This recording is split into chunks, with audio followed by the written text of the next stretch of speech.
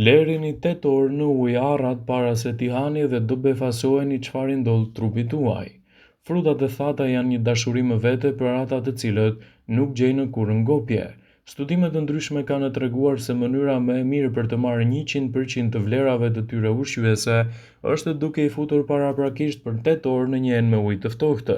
Sipas nutricionistëve, njomja e arrave ose frutave të tjera si bajame dhe lajthit për një periudhë të gjatë kohore aktivizon të gjitha vlerat ushqyese, të cilat në gjendje normale janë të bllokuara.